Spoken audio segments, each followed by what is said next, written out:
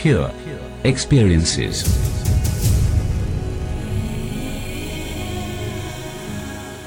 Welcome to the Pure Experiences Podcasts.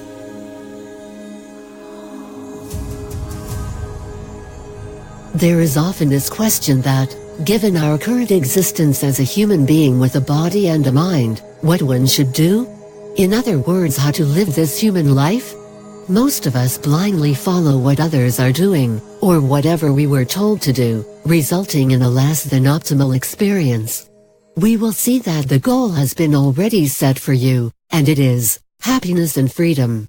No matter what you do, you end up choosing an action that leads to happiness and freedom. We are incapable of choosing anything else. We will discuss about how to achieve this, effortlessly and practically. Welcome to the meeting. Today's topic is happiness and freedom. Now, this topic does not look like a spiritual topic. It looks like an ordinary topic.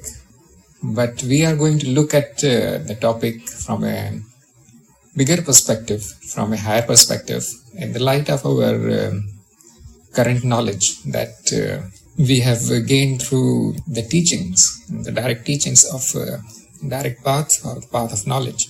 This is a frequently asked question, that why are we here? Why are we alive? Why do we have this experience of life, this human life?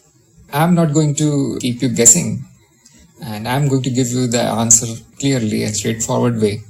We are here to experience this world using this body, and our goal has been already set. You don't need to even think about it.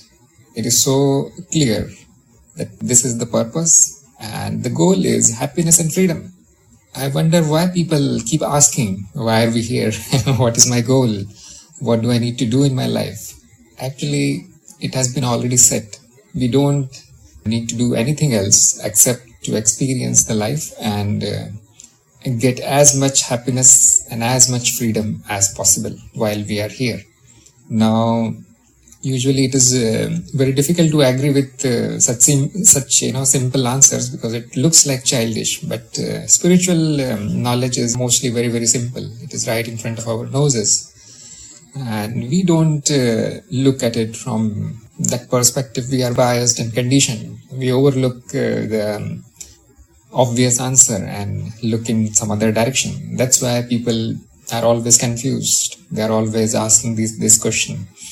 Now, how do we know that this is really the goal? And how do we know that this is the goal for everyone? And how do we know that this is all is happening? Actually, I'm going to claim that even if you try, you cannot set any other goal. This goal has been hard-coded. This goal is the rule, actually. To get happiness and freedom is a natural law. We cannot bypass it, even if we try. So how is this even possible? We'll go there. We'll go step by step. So let us explore the goals of what exists using our divide and rule technique. Let us divide what is into 4 parts again, which is the world, the body, the ego, the mind, and the consciousness. As soon as we talk about the self or the experiencer or the consciousness, the ideas of goal, purpose, they stop making sense. They don't make sense there. They cannot be applied. So what is the purpose of the self or the consciousness? It has no purpose at all. Try finding it. You won't find it.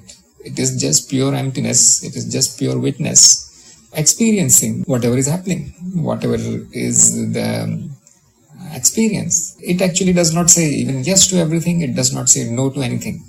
Perfectly neutral, very, very pure. It has no goals. What does it want? Nothing. It has no directions. Where is it going? Nowhere. So you can find it out for yourself. Check it out. Pose the questions to the experiencer when you are introspecting. Find out where it is going. What is the goal? What is the purpose? And you will always get a silence. You won't even get a no or yes, anything.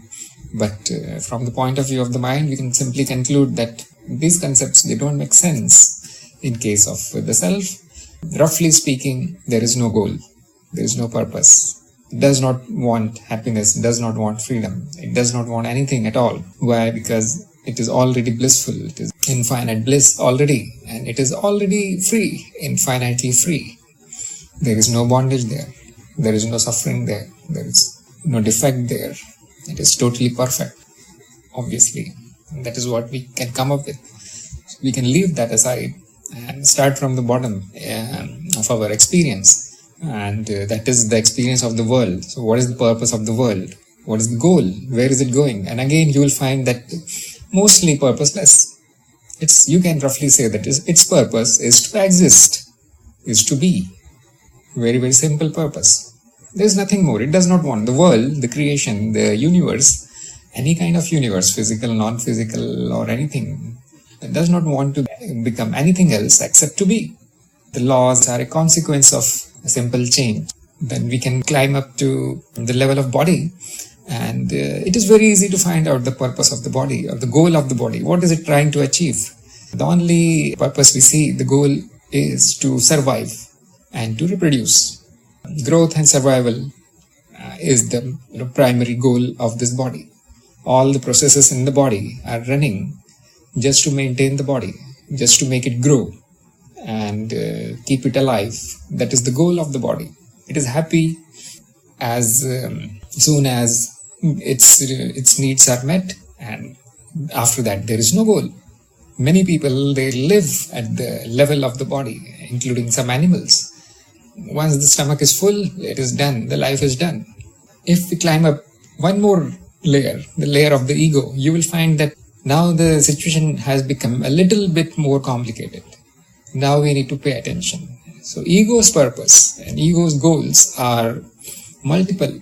First is obviously survival, but then it will be broken down in many parts, like protection, fighting, or running away, gaining dominance, and obviously reproduction.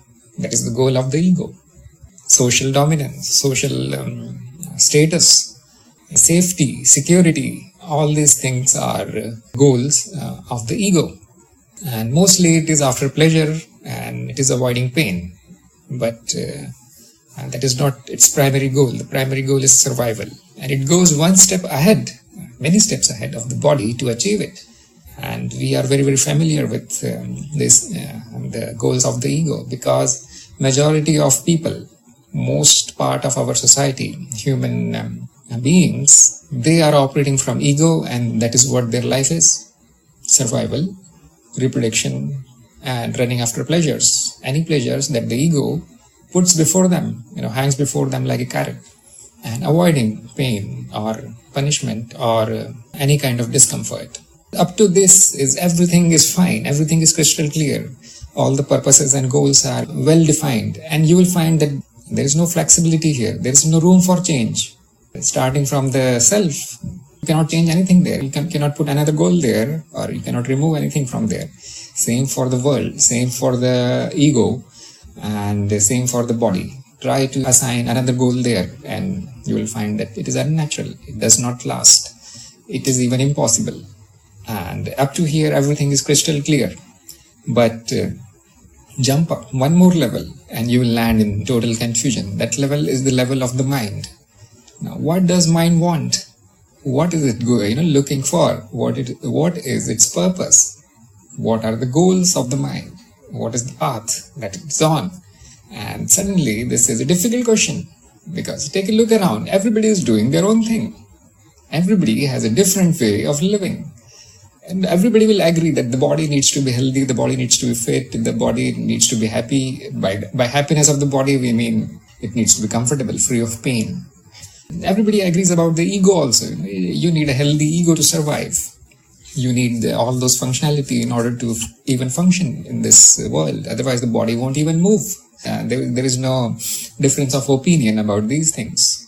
But as soon as you encounter mind, now there are not different opinions, there are different views, there are many philosophies. Big fat books were written about what are the purposes, what are the goals, how a human should conduct their lives, and all these things. So You'll find that the variety is mind-boggling. Every country, every culture, every continent, even every person has a different kind of purpose and goal. So does our observation fail here? Was there an error in saying that the goal has been fixed for us humans? The goal is happiness and freedom. I boldly claim. Now I cannot find it. So let us take a look. Let us go to our direct observation.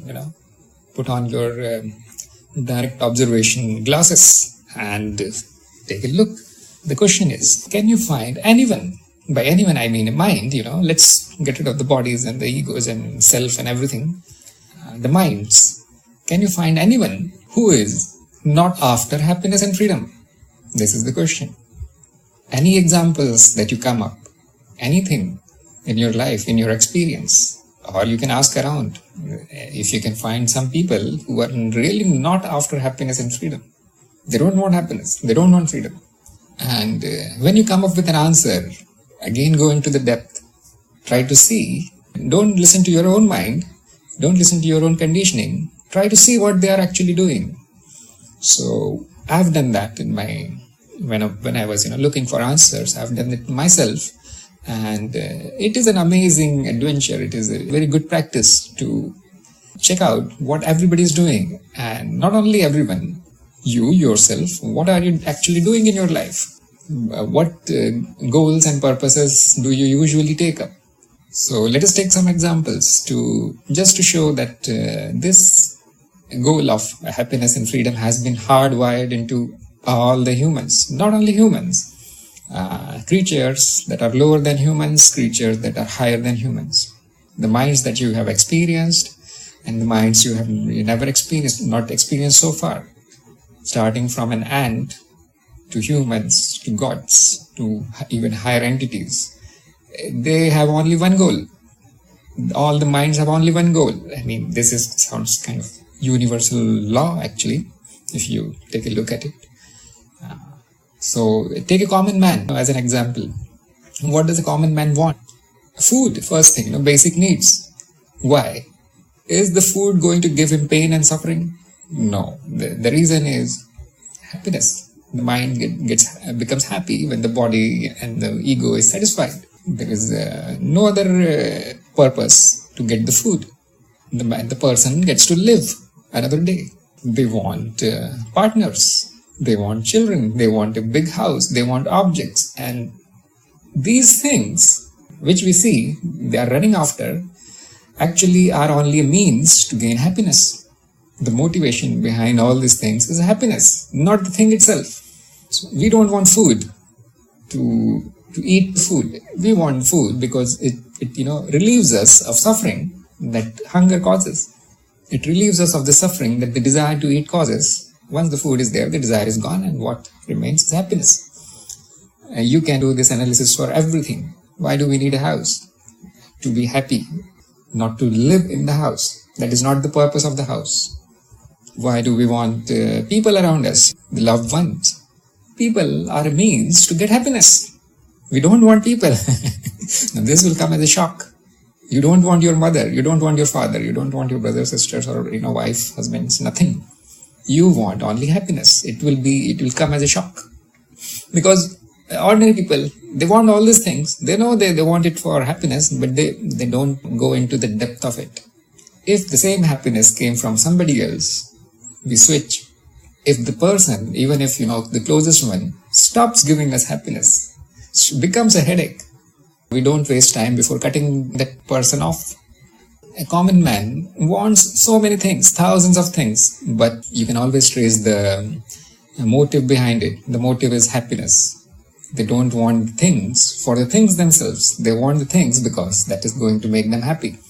Now, let us go one step higher than a common man. Let us take somebody who has already achieved everything, who has solved the life. The basic needs are done for such person, and not very concerned with people.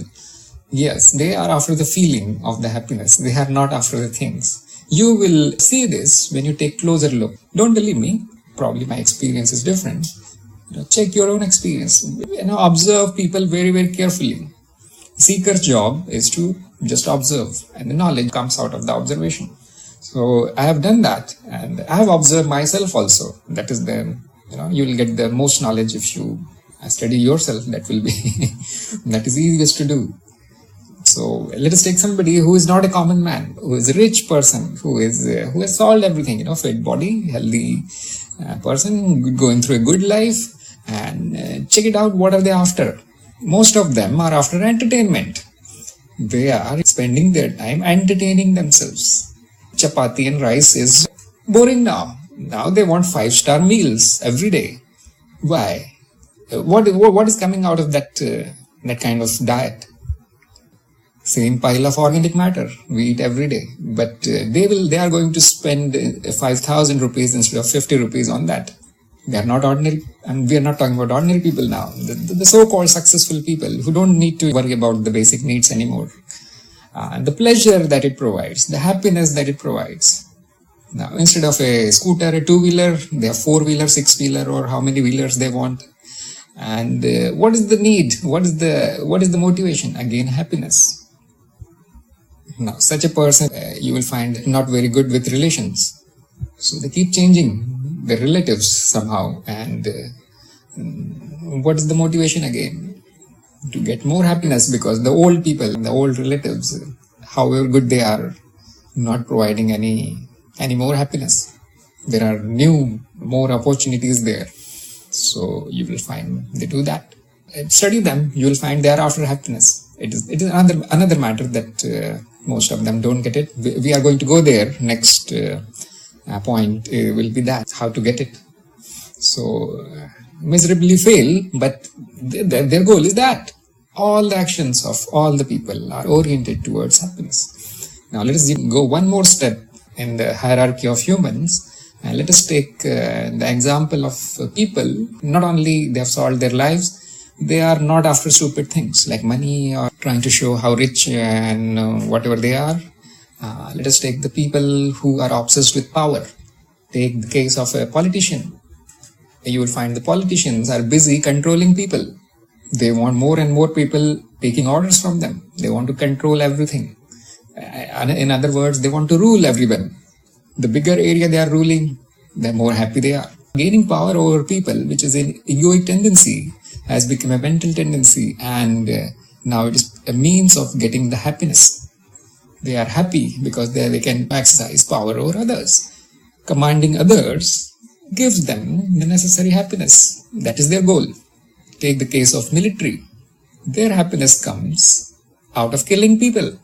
A soldier is happy when he has killed, the entire, when they bomb out the whole city, the celebration, you can see the celebration. They are very, very happy. All the people who are trying to gain power over others, they are actually not after power. They are actually not after people. They are after happiness that comes from doing that kind of action. Now let us climb one more step and take a look at the people we call intellectual people.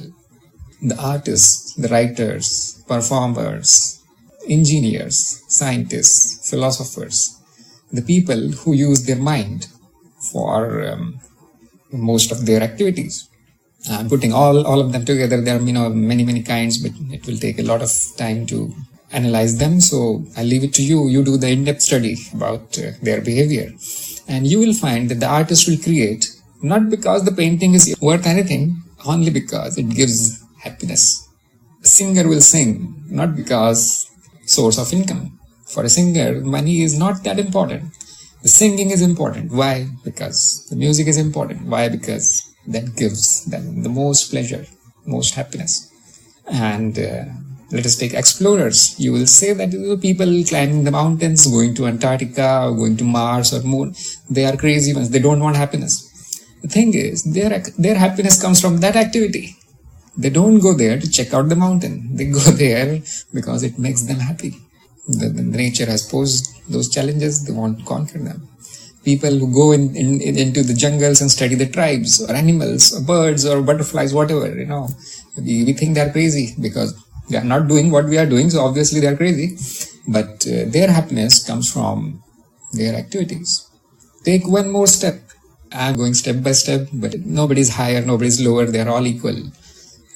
They are just different. So take one more step And check out the yogi, check out the jnani, check out the seekers, check out the spiritual teachers and the gurus and all those evolved people. They are after knowledge. Some are after liberation, whatnot. Why? It makes them happy. There is no other purpose of gaining knowledge but to become happy. So on and so forth. And now what about happiness? I think you will find that the case has been settled. But what about freedom? Why do I club them together, the happiness and freedom? You can do a similar analysis. Take the case of somebody who is successful. Why do they spend money mindlessly? They are exercising their freedom. They say, I'm rich, so why not? I'm not going to take my money and gold with me. I need to spend it here. And I'm free to do whatever I want with the money. Try to take away that freedom from that person, you see. Put him under some law. No, you cannot spend more than this money per day. And the happiness goes down for that person. That person becomes uncomfortable. Suddenly looks for more opportunities, looks for freedom. Probably will change the country. Probably will go and settle in a country where there is more freedom.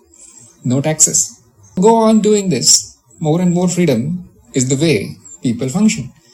Now you will say, what is the freedom in singing? Where is the freedom in exploring jungles and places?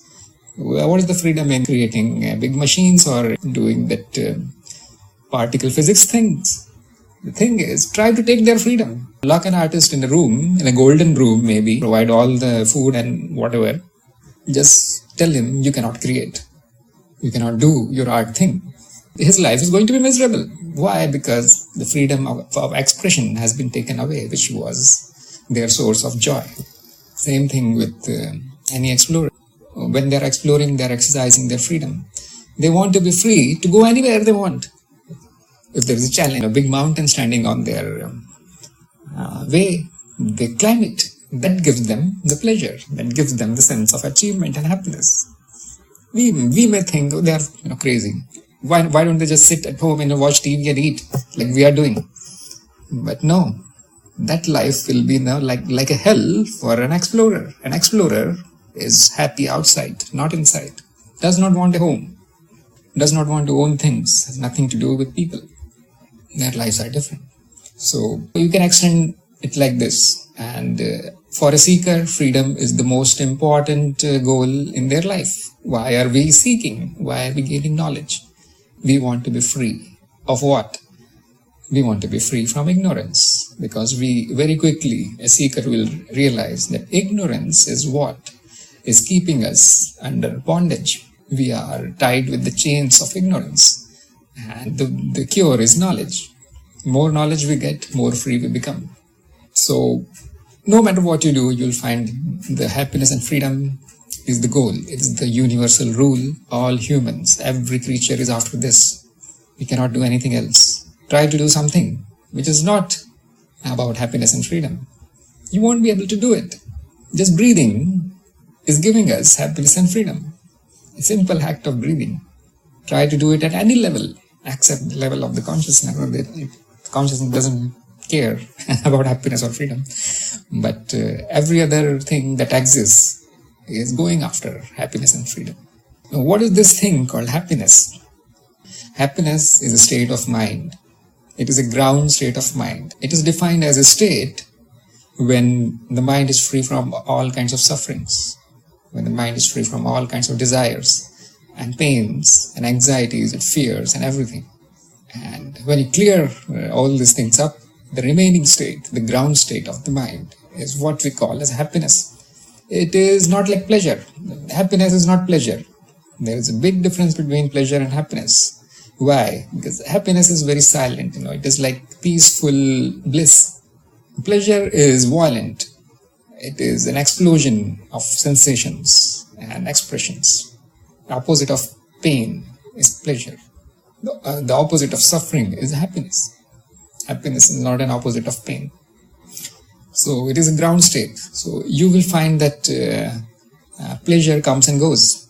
Happiness is longer lasting as long as the suffering is not there. And we have seen that suffering is also a state of mind. It's very easy to get rid of suffering and become happy.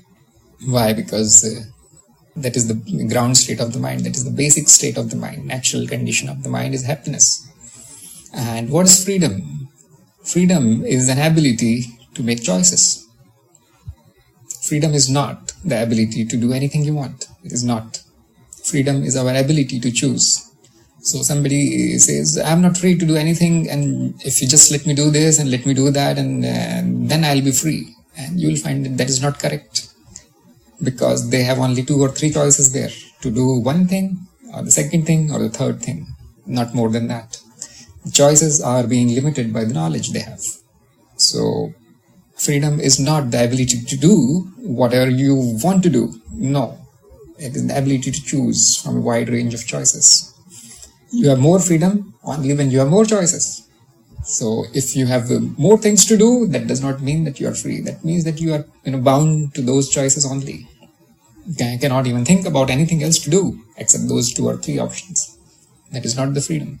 And again, happiness is not about objects or people or achievements or whatever. Happiness is the ability of not wanting anything. Happiness is a peaceful state of mind where mind is content with what is, not wanting anything, not trying to get anything. How is it even possible? The real meaning of these things is like this, instead of the commonly accepted meanings. So take a look at your own mind. When were you most happy? And mostly the mind will throw you a memory where you got something. You got good food, partners, maybe achieved something big and everybody was proud of you, or you were buried under tons of gold or whatever. But if you take a deeper look, you will find that you were most happy because of the absence of that desire that was troubling you since years and years and years. There was a lack. The mind said, you lack this. You went after that. You struggled to get it. When you got it, the desire was fulfilled, the lack was gone, and the mind returned to its ground state. That happiness was expressed as joy through the body and speech. If you take a deeper look, if you observe deeply your own mind, you will find this is what happens. So let us take a simpler example. If you feel hungry, you will find that eating something will give you pleasure plus happiness. Why does that happen? And we incorrectly think that the food is the source of my happiness. Why? Because when I eat food, I become happy. I'm giving you a very, very basic example here. What happens is, there is a hunger and the mind senses a lack, and there is a desire to eat, and the food is the means to kill that desire. You run after food, you struggle to get it, you cook it or whatever, steal it, kill people, whatever you do to get the food. Once the food is obtained, it is consumed, the desire is gone, and the lack is fulfilled, and the mind returns to its original state, which is exactly the same as the state that was before the hunger started, before the hunger appeared in the mind. So you can do this with everything, and you will find that happiness is a state of mind which is devoid of all the struggles. It is not something which you get from the objects or from the people. What you get from the objects and people is a temporary band-aid kind of thing. For a time being, brings the mind back to its natural state of happiness. Then it does not stay there. Sometimes seconds, minutes or days, there is another desire, there is another need, there is another lack, and you run after it again. So this is the perpetual thing that the mind is doing, and this is the goal of the mind, to get more of the happiness. Keep filling the holes and the pits of lack, to keep fulfilling what it is lacking, to keep fulfilling the desires. And since the desires are endless, the happiness never lasts. You take your favorite food. People have this misconception. No, I just need only 2 or 3 things and then I'll be happy. I give you, let us say you have magical ability to summon the food whenever you want. And your favorite food is something, let's say. Get it in a second because you have this power, this magical power. What will happen? You will be happy for a day. Then you'll be happy for a week because then you don't have to do anything to get it. Whenever you want, your favorite food is here. And after a month, you will be bored to death because you're eating the same food again and again. And let us say your ability goes wrong somewhere and now you're getting the same food every minute. Your house is getting piled up with all the food. You cannot even eat it. Now suddenly this has become a suffering for you. The same thing which was a source of happiness has become a source of suffering. Now I've given you something of a fairy tale example, but you can find it in daily life. Eat the same food every day. It becomes a suffering. It does not matter how nicely it was cooked. Do the same job every day. For example, you are an accountant or something with a very, very boring job, and in the end of the day you need to add all those numbers, write it down somewhere, and the life lost all its charm for such people who do the same job again and again and again. Same thing for the relations. You face the same person every day. Now there is nothing new in that person, extremely boring. If the person himself or herself is not doing anything new every day, then we lose interest very quickly. The same person who was a source of joy or happiness becomes totally boring. And if they are not doing what you desire out of them, then they become a source of suffering also. Try it. Review your own life. You will find such examples. So why is it that objects and people who were a source of pleasure or joy or happiness can turn into the source of pain or suffering? If it were true that the happiness comes from objects and people. So we see a contradiction here. We are forced to conclude that happiness cannot come from objects and people. There is no way you can get happiness from that. All you get is a temporary cure of the symptom, that is suffering. The disease never goes away. It comes back again and again and again. And now why is that? That is because we, as a mind, cannot get happiness. It is not possible to get happiness. Now that sounds like a very bad news, isn't it? Our goal has been hard-coded, hardwired in the existence to get happiness. And I am saying that it is impossible to get the happiness. A very, very sad situation, isn't it? But the good news is, it is possible to get rid of suffering. And whatever remains is happiness. If you run after happiness, you will find that you will not get it. But simply clear the suffering, and you will be left with nothing but happiness. How many people understand this? Hardly anybody. In my life, I've never seen anybody who understands this, actually. Never. Some people who seem to understand this, but they're still in this vicious circle of getting, trying. I've not seen even one person, it is surprising, to be honest. And I was myself like that, I was I was after happiness, I was after freedom through objects and people and worldly things, even intellectual things, even knowledge. No amount of knowledge will give you happiness. What a knowledge does is gives you freedom, and the freedom brings the necessary happiness. Freedom is a route to happiness, is the key to happiness. So, how to get the happiness? It is not possible. Don't even try. Get rid of the suffering. Get into the bottom of the suffering, what is causing the suffering, and get rid of it. It is very easy to get rid of suffering. You will always find the suffering comes from a lack, comes from a desire, comes from an ignorance. The ignorance is about something that I want something. I need to fulfill all my desires, let us say. Or I need this and only this particular thing to be happy. All this is ignorance. And ignorance is at the root of all the desires. Thinking that you are a person and you're here to achieve something, get something which is called happiness, is the cause of suffering. We are not a person. We are not here to get happiness. It is impossible. The separate thing which we call as person cannot get this imaginary thing called happiness. And it's a big revealing thing for me, at least. After that, after I understood this, I stopped running after happiness. If it is there, okay. If it is not there, who cares? I'm not that. Yes, and I think it's, if I could just say something, I mean, it's the attitude that we have concerning like pleasure and lack. If there's no pleasure in it and I'm sad, and if I'm not sad, there's pleasure in it. But it's the way that we look at things, exactly, that we are not the person. Anything that has form is not us. So it's ignorance. It's ignorance that's keeping us from everything. Yeah, ignorance is the root of suffering. And ignorance is built into the mind. Once this simple fact is realized, it's very, very simple that you cannot get happiness.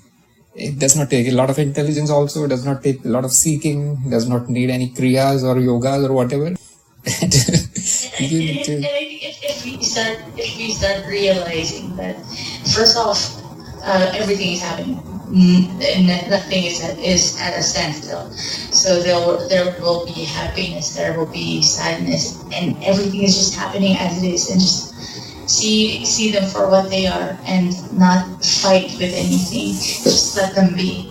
Then that will give us freedom, right? Exactly. Very good point. Because we are searching for happiness in objects and people, and they are experiences. And the characteristic of any experience is that it is impermanent. It is not going to last. So by definition, no amount of fulfilling of desires is going to give you happiness, because it doesn't last. If you run after the means, these objects and people and achievements and whatever you're after, and you think that they are going to make you happy, then it is a law. It is 100% sure that you won't be happy, isn't it? And what everybody is doing, everybody is exactly doing the same thing. They're running after stuff. So it is ignorance. It is pure ignorance, and the almost whole of the humanity is under ignorance. So who is the happiest person?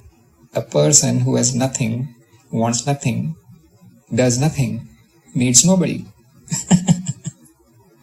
It is exactly opposite to the concept people have that the happiest person is one who has everything, have all the riches of the world, owns few countries, rules over people, has 1,000 partners. They are most miserable people actually. Go and check out. A child is the happiest mind in this world. Needs nothing at all. Yeah, when you are in deep sleep, you are in perfect bliss. There is nothing there. No, you don't own anything. You don't even own a body. You don't have any relations. The deep sleep is the most perfect kind of happiness that you can come closest to. Now, these are spiritual things. So, for an egoic mind, they will look like exactly opposite of what their beliefs are. And they will say, sleep is the most boring thing. Watching a movie makes me happy. And, going here and there and having parties. So you see how the Maya works here. The Maya will flip the truth exactly upside down and keep the mind engaged there. This always, you can use this rule to break the spell of Maya, hack into it, just turn it upside down. Go on exploring, go on introspecting, go on finding, go after the truth, and you will find that everything a common man believes is exactly opposite of truth. They are in total ignorance. They choose to believe in lies. And that is why most of people are miserable. What about freedom? Can you get freedom? We cannot even become free. We cannot get freedom. We are already free. We need to realize that. The cause again is ignorance. The ignorance makes us think that we are bound. You can take any example, you see. I say, I cannot go to that place, I cannot go to that country, I cannot go here or there. Why? Because I don't have money, I don't have that. And the thing is, we don't need to go anywhere. This desire is producing the illusion of bondage. The body cannot go anywhere without all these things. Body is limited. The body is not free. It has no choice. And if you identify with the body, then obviously there is no freedom. No, I cannot live long. No, I cannot have a healthy body forever. I'm going to die. I'm not really free to live forever. If people say such things, they are identifying with the body and obviously not free. So if you try to live forever using a body, good luck. It's not possible. Same for the mind. Ego, it is not free. It will do exactly the same things. It is programmed to do. Millions of years of evolution has done its programming. Try to make it do something else. Not possible. We are not free to not eat. We are not free to not become angry, become fearful. These are egoic activities. You will need to get rid of the ego in order to become free of that. and then you won't survive. There is no freedom there. Yeah, because we have all this piled up stuff on our consciousness, step by step the freedom is taken away. So yes, Mukul is right. When there is body, there is limitation suddenly. When the world appears, even more limitation, because the identification shifts to the lowest possible entity. When you give up all these things that are piled up, the layers of ignorance that have piled up on top of the self, then you will find it is the most free thing there is. So how to become free? Realize that you are already free. Those who think they are free, they are really free. Those who think they are in bondage, they are really in bondage. It is very easy. Freedom is the easiest thing. And the bonus is that when you become free, the happiness follows. Happiness is a result of freedom. Freedom from desires. And there's a peace that you feel knowing that things just are the way that they are, that you don't have to change things for it to be perfect, because everything already is perfect. It's again a good point. We think that we need to change this one thing here, and then everything will fall in place, and then I'll be very, very happy, I'll be free. Try doing it. Spend all your life fixing stuff, and it won't produce any result.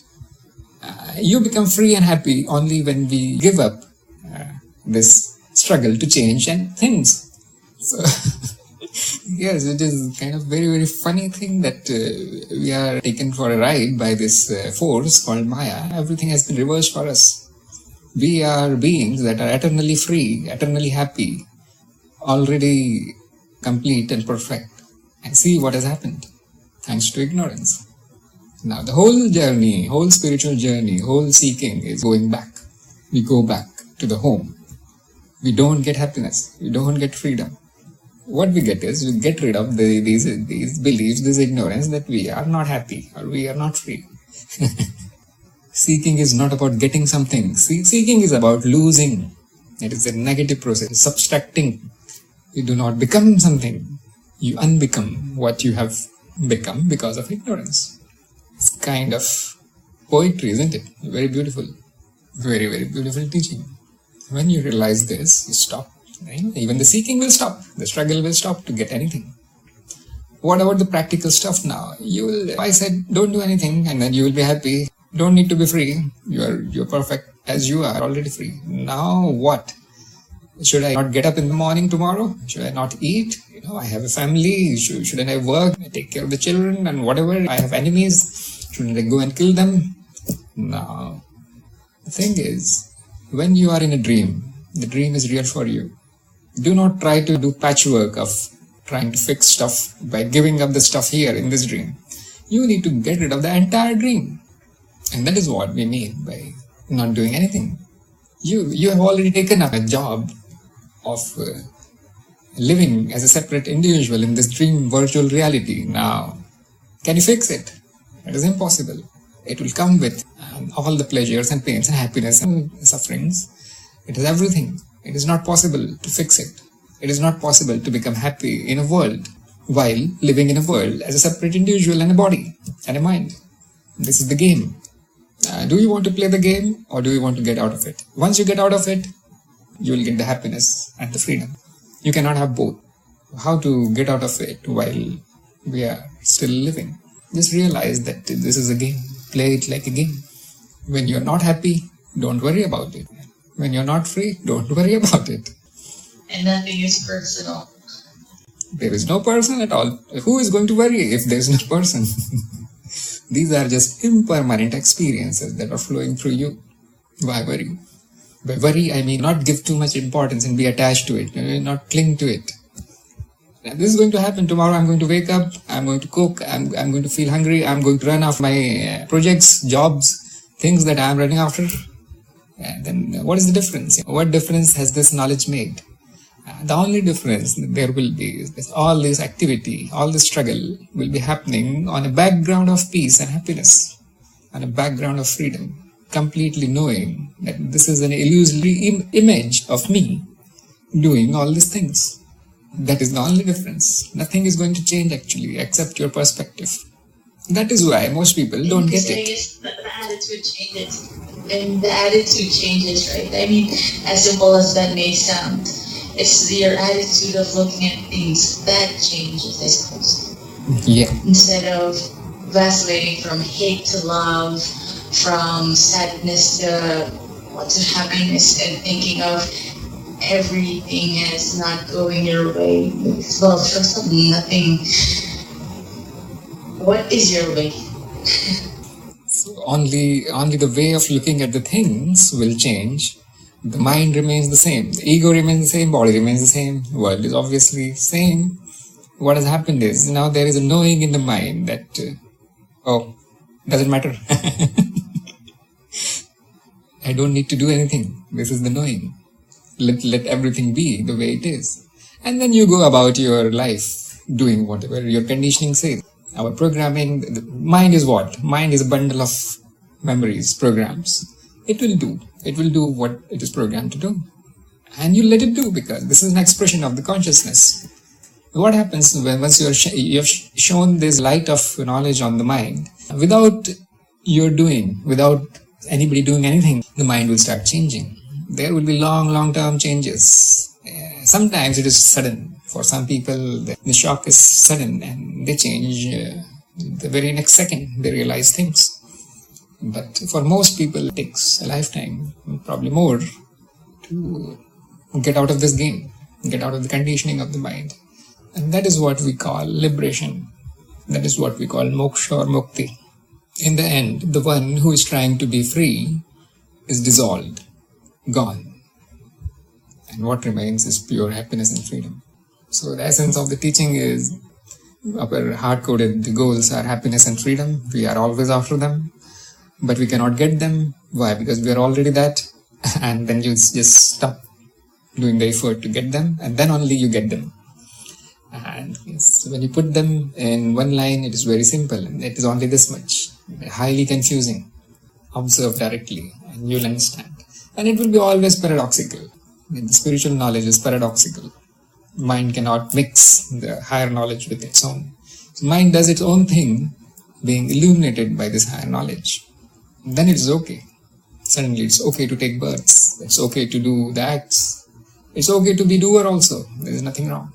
As long as it is being done, it is happening under this total knowledge. And no need to think too much. Do whatever makes you happy. And that is what I call as the path of the heart.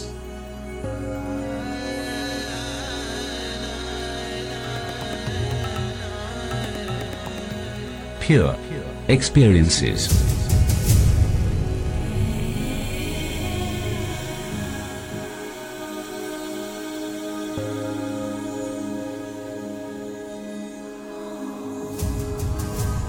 You were listening to Pure Experiences by Tharun Pradhan.